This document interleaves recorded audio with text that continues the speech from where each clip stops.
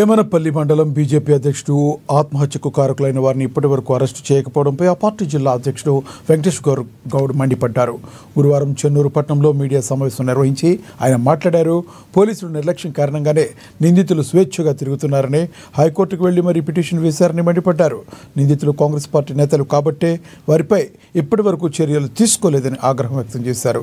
ఇలాంటి నిల్వాయి ఎస్ఐ కోటేశ్వరరావు నిందితుల్లో ఒకరికి కాబట్టే కేసును నీరుగారుస్తున్నారని ఆరోపించారు.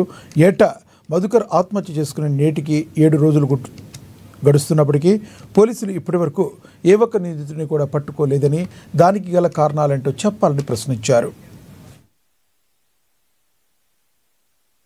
వేమనపల్లి మండల పార్టీ అధ్యక్షుడు ఏట మధుకర్ మరణించి నేటికి 7 రోజులు అవుతుంది.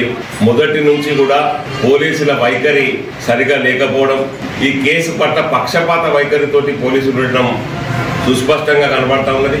ఏదైతే మొదటి రోజు ఏట మధుకర్ ఆత్మహత్య చేసుకున్న తర్వాత కుటుంబ సభ్యులు ఇచ్చిన ఫిర్యాదు తీసుకోకుండా రాత్రి 12 గంటల వరకు 10:30 వరకు నానా ఇబ్బందులకు గురి చేసినటువంటి పోలీసులు రాత్రి 10:30కు పిటిషన్ తీసుకొని కేసు నమోదు చేయడం జరిగింది. మరి ఆ రోజే ఎస్ఐ ఇందులో పాత్ర ఉన్నది అని మేము ఎస్ఐ పేరు ఆ పిటిషన్ లో రాసిన సందర్భంగా ఆ ఎస్ఐ పేరు తీసేసేంత వరకు కూడా పిటిషన్ తీసుకోకుండా మరి రాత్రి 10:30 వరకు ఫారెస్ట్ లోపల డెడ్ బాడీని, కుటుంబ సభ్యులను, సుమారు 500 మంది పార్టీ కార్యకర్తలను మరి అక్కడ ఉంచినటువంటి ఘనత మన జైపూరు ఏసీపీ పరిధిలోని పోలీస్ డిపార్ట్మెంట్కు, మంచిర్యాల జిల్లా పోలీస్ డిపార్ట్మెంట్కు దక్కిందని చెప్పి నేను ఈ సందర్భంగా మనం చేస్తాం.